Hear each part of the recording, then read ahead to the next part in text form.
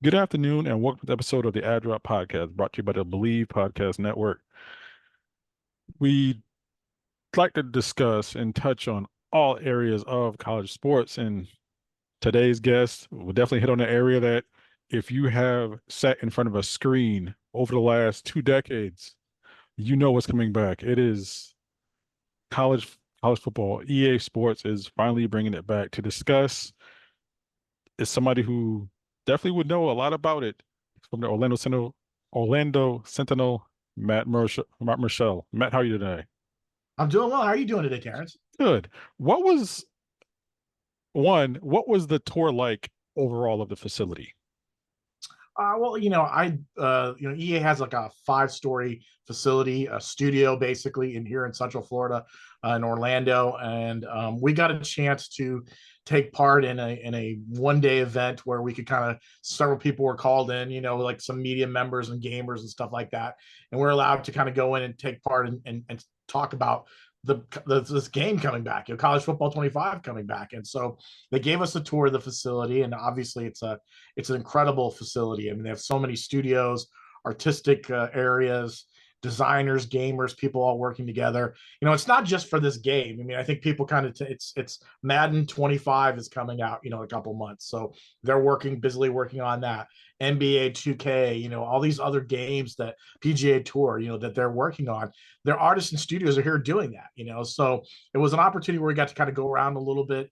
Some areas were off limits to us, obviously, and I'll preface that when we were allowed to do this last week, we all had to sign NDAs. We all had to sign non-disclosure agreements. We couldn't talk about it. We couldn't tweet it. We couldn't tell people we were going to this. And it was like going to see the president, in a way. Like it was like you really, we had to be super quiet about it. And after it was all done, they gave us a date, and today was the date, and said, here's, the embargo is going to be lifted on this day, and you could talk about it. And you could see that some of the people who were involved, like myself, I mean, as soon as the embargo was lifted, we were out there telling everyone about it. So it was incredible. Like I said, it was incredible 8 hours. We spent 8 hours really sitting down and kind of doing this and going over point by point why EA Sports brought this game back, how difficult it was to bring the game back, who was involved, what are the different parts of the game that people really wanted to see, and everything that was involved in this game, all centered around passion for college football. And I think that's the main thing that I try to stress to people about this is there are a lot of people who are involved in this that just were so passionate about this game and wanted to see this game get back on the shelves and back for people's homes. Now, in a couple of your tweets, you mentioned how one of the things that you took most from the experience was how much the people wanted this to be a true representation of college football. It is with that drive and that passion. What prompted EA to finally end all the rumors and kindly bring it back for the people? Well, actually, what brought it back was, if you could believe it all, was NIL, was name, image, and likeness. The reason they stopped the game, back in the day was because there was a lawsuit that had happened, and the lawsuit basically they decided after the lawsuit, was with college athletes saying, hey, we want to get some money from the game. They said we're just gonna stop making the game. And then what happened? Flash forward almost a decade later, NIL comes about, name, image, and likeness, and EA Sports sat down and said, okay, we could do this game now. We're create an NIL agreement with athletes, and we're going to go to all the schools, and we're going to make sure that we do this right. And they knew they could make this game if they could get everyone on board. And so they went around, and we were told they have 13,000 college football players who've already agreed to be in the game. I mean, that's, and they've signed this NIL agreement. They're going to get a paycheck. I think it's around $600 is what they talked about. And so their likeness will be in the game, and their name will be in the game. And it's an incredible stuff. That was really what brought this game forward. I mean, now that they could do that, then what happened is they sat down with the schools, licensing groups, and said, listen, we want to get everything. We want to get as much as we can. We want to get, stadiums. We want to get, all your traditions. We want to get your fight songs. We want to get everything. And so that was a long process of getting that together. Once they were able to get those two parties together and get some of their designers on board, I mean, it was go time. And I mean, this is about 4 years ago when they really kind of started doing this, and it's been an incredible process for them. I mean, I talked to a couple of the head designers who said, that they were so tickled that they got a chance to work on this, and be able to do this. So it's really what kind of started the ball was NIL, and then it's really kind of rolled into what it is now right now.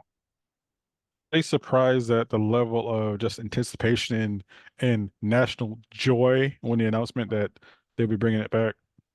I wasn't surprised because I mean everyone I know, and probably yourself too. You talk to people about video games and college football games, and they always talk about the NCAA game. They always talk about how which team they were and how they want to do that. And I think there's a part of all of us. If you're a college football fan, you want to be a part of that. You want to be.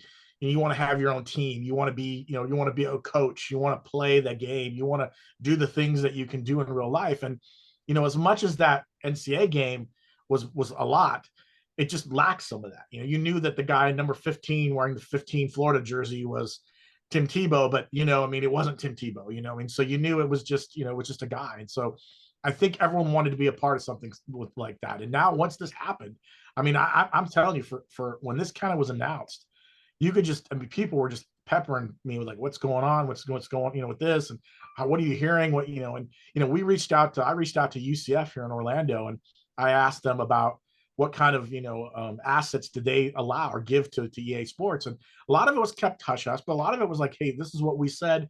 Here's the songs we allowed. Here's the uniforms we wanted them to use. We told them that this is the ones we'd like to see in the game. If these are the ones that we prefer. Here's some alternatives. It really kind of went from point to point, and then I did a story talking about how UCF's involvement in the game, and they mentioned to me that they were at a football game last year, and EA Sports actually shot the game, and they shot because they wanted to get the lighting and all the things properly. So they were at this game shooting, and I didn't know that. I mean, I covered the team. I didn't know EA had been there. So that really kind of started getting the ball rolling on, okay, so they're doing a lot more than just, scanning things. I mean, they were out there doing all that. And that really kind of rolled. And then once I talked about that a little bit, people were getting super excited. I mean, today has been unbelievable. I've been on Twitter and Threads and what is it, Blue Sky, like, responding to as many people as I possibly can. And I feel bad because, there's some deep dive questions. I'm just like, we went deep, but it was like, we didn't go that deep, and the version we saw of the game was an early version of the game, and there's still things that are going to be updated. So it's not like everything I saw was going to be the final version, so to speak.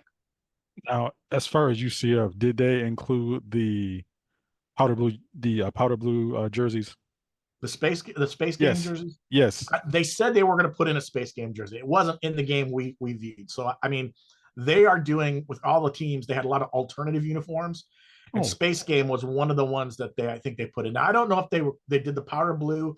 There's also, don't forget, the dark with the powder blue numbers that they had a couple seasons ago. I think it was 2022 that I think they also submitted to them, and said, here's what we'd like to see you use. But there's just different versions of that, and I felt bad because everybody wants to know all the uniform combinations. And I mean, I only got 2 hours to play the game, and it was literally, and we couldn't photograph or video, or we did, so it was literally just playing the game and trying to understand it all. And even then, we couldn't get into the deep dive of the game. We couldn't go into dynasty modes. We couldn't do transfer portal. We couldn't do any of that. That was kind of a much bigger thing. But we did sit down and talk about it for about 40 minutes for each of those subjects. So it's but yeah, I it probably will be in there. It wasn't at the point, and there was some, like, I think I tweeted this out earlier.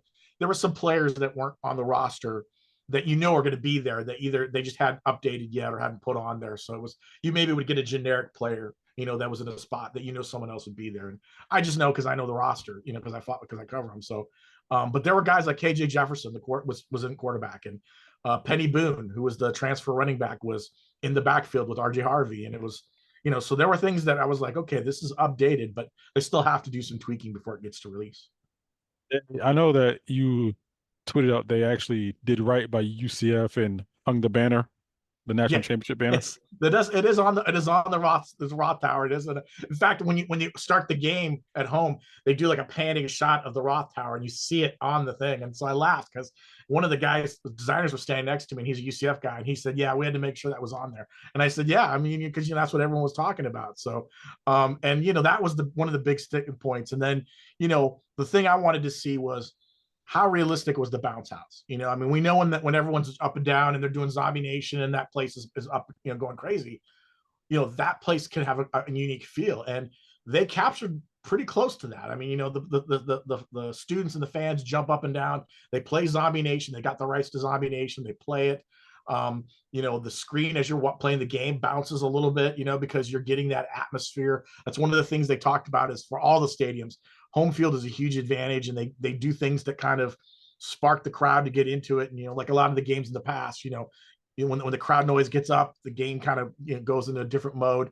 It's harder to audibilize when the crowd noise is going on, those kind of things. And so they did, like I said, UCF right, and they did a lot of schools right. I mean, they took painstaking efforts to make sure everything looks the same. I mean, they did up to the lighting, what in certain times of kickoff. The nitro looks outstanding. The cheerleaders were how they do things. Even the band. So they really spent a lot of time figuring everything out. So I was impressed, and I mean when I got done playing, I wanted to try different other games and different other schools just kind of see some of the things that you've seen there. And it was unbelievable what they went through. When you look at the transfer portal part of it, how do you think that'll be received and kind of implemented within the game? I know that you said that they talked to you about that. What was that conversation like? Well, you definitely, it is an impact, like when you're just playing the game, if you're just playing like a season or whatever, the transfer portal does give an impact. If a player is not getting, if you decide not to play a player as much and he's a starter, that kind of affects how they see things. And, you go into dynasty mode and then the road to glory mode and some of those things, the transfer portal plays a big factor. For instance, and when you create your own player, road to glory, you can decide. I don't want to play here. I'm not getting enough playing time. I've lost my coach's confidence, and it shows. The confidence meter. The coach has lost confidence in you. You're not getting starts. You can decide. I'm going to go and enter the transfer portal, and then schools will come at you. I mean, and there is no NIL in this game, so to speak. They call it brand awareness. Then the reason I was told that they didn't do NIL is because it was too complicated. They really felt like to get NIL in this game, plus NIL is ever changing and evolving, and they felt like to do it for the first time, this would be too complicated. So they do this thing called brand awareness, and basically it's opportunities as a player that you can build up your brand awareness, and that kind of helps kind of build where you go, and schools can offer you things. So the transfer portal will be used. I think people will. I would think they would embrace it, because you can get some players, you can add some players, but again, it's much like college football. In real life, you've only got so many spots. You got to figure out who you're going to bring in, who's going to stay. Same thing with the high school players. When you're recruiting them, who's going to be able to who's to get there. It's really intense. When you get into doing. I mean, it's very you can really get deep dive into this stuff and be like that. And as a coach, the same thing. When you're talking to a player to recruit for transfer portal, you've got so many hours that you can use to it, and you got to dedicate so much time, and you've got to have them on campus and things like that. And so I think fans will really like that. I mean, it is probably the most extensive they've done. And I know they brought in some actual coaches to sit down with some of the designers and programmers and talk about how to make this as realistic as possible. Whereas, you're not just going to gloss over. It's not like a free agency thing where you're just going to pick guys and that's who you sign. You're really going to have to work to get these guys in the transfer portal. Now, there was a worry initially when the announcement first happened that this would be just pretty much the Madden engine, just with a different coat of paint. How much different is this version? Do you believe in the Madden franchise, basically? Yeah, I think it's different. It's not just it's like you said, it's not just a game with Madden game with painted on cover, or whatever. I think this is very much different. I mean, I know the new Madden. I mean, we haven't obviously seen that, so it's like it's not sure what's going on. But I mean, just some of the things you can do with the gameplay, I think is a little different in a lot of ways. I know the kicking aspect of it is different. There's things you do with passing. I think I tweeted this out earlier that I think it's going to take people a little time to get used to with the passing. I mean, it's not, there's some tricks you have to kind of work with passing and catching. A couple of games I played in early on, I couldn't pass to save my life. What I mean? And I was like, I'm not that bad, right? And it was like, no, there are things you have to kind of do. And then once you start to get the trick of it, it's like, okay, it's good. So, and I think some of the things with the with the deep dive with the dynasties and the road to the the college football playoff road. I think those things, recruiting, all those things are way different than what you're going to see from the Madden games. And then the live play, you can go in and really play against other people and get involved, and everyone goes for that that college football playoff championship. So I think it's interesting. And then also too, at the end of this game, if you create a player, let's say, and you go all the way through the college experience, you can upload that avatar into the new Madden game. So I mean, there is a part of that, like, where it's a continuation, so to speak, for that. So there's some things I think the fans will really like. And again, if you're a serious gamer, and I'm not gonna lie, I mean, I'm not that serious. I love playing the game, but I wasn't like deep diving it. I think you might think, but I think the average fan is gonna it's definitely not an NCAA. I tell you that. Let's put it that way when you're playing it. So I think people will really get a kick out of it. What was your favorite part of playing the game? I think the favorite part is the ability to, you can audible and you can change plays, at the line of scrimmage. And sometimes when you're in the middle of a game and things are kind of going really, well, you can change things up a little bit. I think the graphics were something that really stood out to me in between, when you're choosing your offenses and your defensive plays, your schemes and everything like that. I mean, I didn't get a chance to really play it, but I mean, I just think the dynasty part's going to be incredible. I mean, I think it can go up to 30 years. I mean, I think it's, there's just things that are in this game that, that I don't think we've ever had anyone experience, before with it. And again, when I tell people this, I mean, I'm not getting paid by EA, so I'm not, you want to buy the game, you buy the game. But, and then I just thought that, the feel of the game itself does feel like it's like you are in the game, you're playing at the stadium, and that's because they made things so realistic. The music, the atmosphere. They got ESPN, voices, Chris Fowler, Kirk Herbstreit. They got all those guys talking. I mean, it does feel like you're watching a game and you're going in it. So I felt like, man, you could get lost in this game real quick. If you're spending a Saturday sitting on your couch, you could really get lost in this game real quick, and 8 hours will go by and not even realize it. So He is he covers UCF for the Orlando Sentinel. Matt Murschel, thank you so much for joining us on this episode of the AdDrop Podcast. no problem. Thanks for having me on. I appreciate it.